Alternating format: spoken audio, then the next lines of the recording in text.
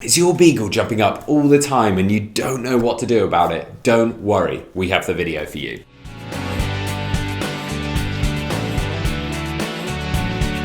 Welcome back to the Fenrir Beagle Show. My name's Joe and I'm a certified canine leader here at FenrirCanineLeaders.com. We are dedicated to helping you learn everything you could possibly want to know about the beagle and then how to become a high-level canine leader so you can raise your very own. So if you're new here, don't forget to subscribe and turn on that notification bell so you never miss a future upload. If your beagle is jumping up all the time out on your walks and at home and you don't know what to do about it, don't worry. Today we're going to be tuning into a webinar that canine behaviorist and founder of FenrirCanineLeaders.com, Will, has recorded all about how to deal with your dog jumping up. So in this next quickfire webinar, we're going to be addressing one of the most common, probably the most common problem behavior that as a canine behaviorist I come across in what I class as the category of more of a low-level problem behavior, and that is jumping up. Now, depending on the breed that we're talking about, if it's a small dog, then it's an annoying, obnoxious behavior. If it's a large, powerful breed, then it can be incredibly dangerous. Either way, I truly believe that jumping up should be a non-negotiable, is not acceptable behavior, and all dogs should be well-mannered, calm, patient dogs. So in this webinar, I'm going to talk about how I help my clients go through the process of being able to get a dog that is jumping up and is either obnoxious all the way through to downright dangerous, to having them as calm, relaxed, patient, well-mannered dogs.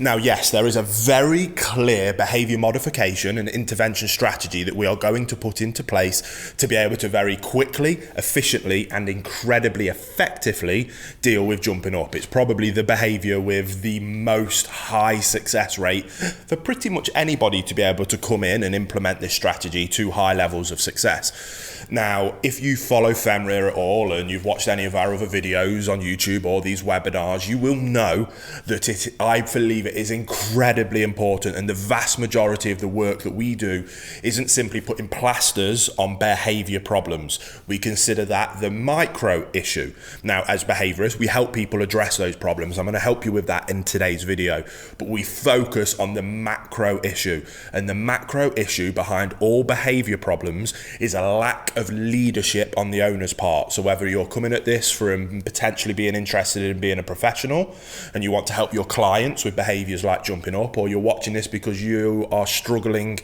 having your dog display some of these behaviors, you must always start by restructuring that relationship and addressing the issue of leadership.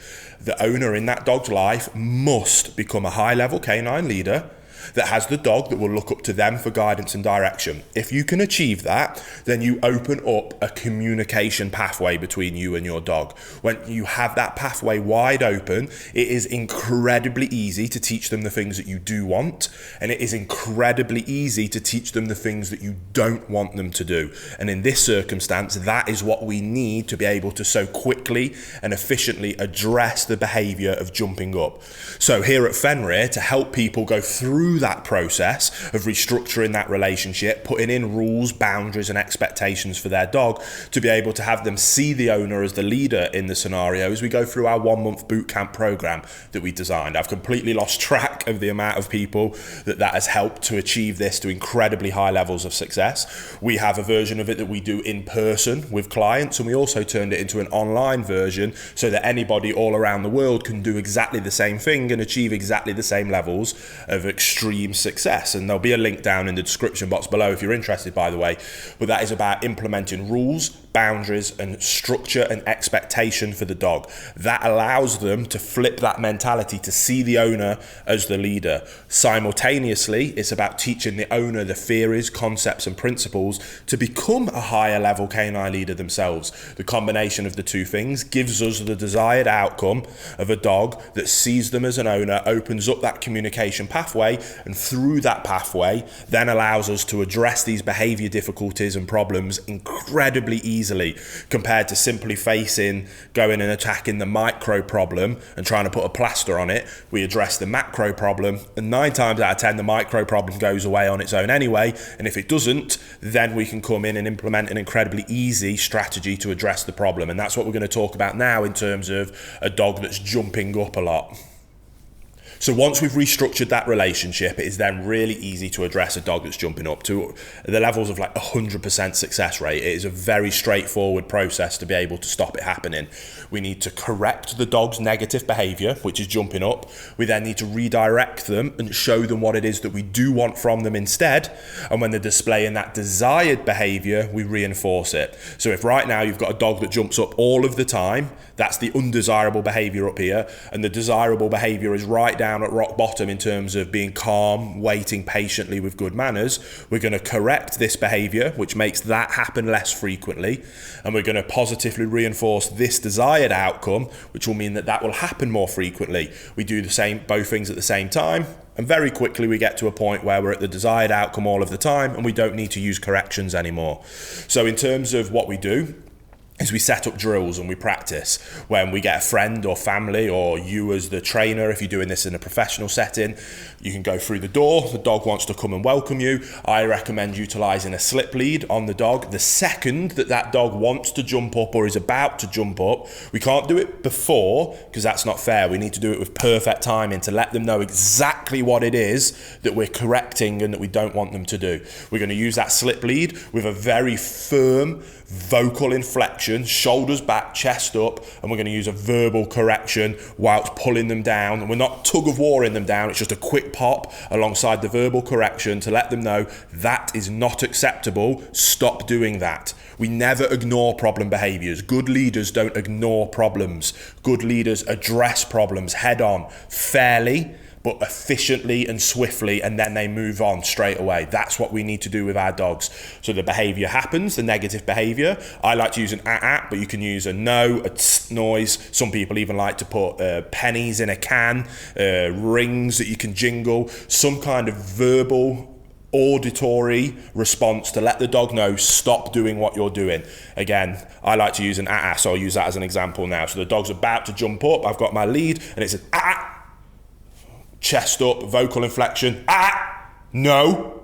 Any version that you want to use, let them know that right now, bam, that's not acceptable. We don't do that anymore. Stop it. And then we move on. It's that quick. A correction is on and off. It is over as quick as it starts. We don't sulk with our dogs. We don't get into a tug of war. We don't fight with them. We just let them know swiftly, fairly, and quickly that is not acceptable. Brilliant. Then it's not fair on the dog to then not let them know what it is that we do want from them instead. So when it comes to jumping up, the best and most efficient way is the undesirable behaviour of jumping up. We redirect to sit and stay. We ask for a stay. And then we reinforce that behaviour. So that stay could be 1 second. So that process altogether might look as something as simple as dog goes to jump up, sit, good boy, yes, good. And then we stroke and we reinforce and we reward that behaviour. Very straightforward, very simple. Next time we drill it, we might go for a 2-second stay before we reinforce, then 3 seconds, then 5 seconds, then 10 seconds. And we build up that concept in the dog's mind of not only what I don't want you to do, but what I want from you in all situations and scenarios is to sit, be patient, calm, and quiet. If you do that for me, then excellent things are going to happen. Going through that boot camp process, we teach tons of different drills and ways that you can do that as well. In terms of at feeding time, we get our dogs to go into a nice sit, stay, and calm before they get access to food, before they get access to toys, before they get access to welcome them up onto the furniture. We drill into the dog this concept of, if you want something nice, I want to give it you. I love you more than you will ever know. And I want you to have a wonderful, happy life. And I want you to have everything you ever want.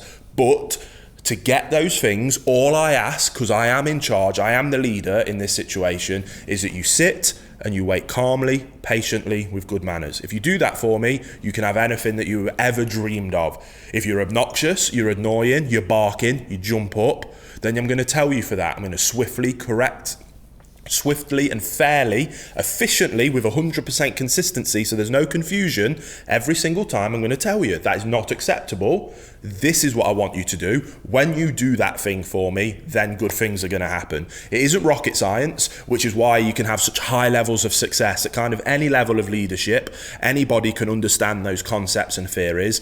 Implementing it is where it gets difficult, because you can't be lazy. You have to be disciplined. You have to put in those rules, boundaries, and expectations, and you have to stick to them 100% of the time. If you do that, you will have a perfect dog. If you can help your clients do that, they will have a perfect dog. Theory isn't rocket science. Implementation of it takes a little bit of discipline.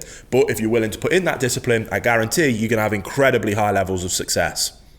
There you have it, guys. Some really useful information from Will there, all about how to deal with your beagle jumping up. I really hope you enjoyed today's video. If so, get involved in the comments down below, as we would love to hear from you. Don't forget to subscribe and turn on that notification bell, as we have 2 dedicated videos coming here every single week. So I can't wait to see you in the next episode of the Fenrir Beagle Show.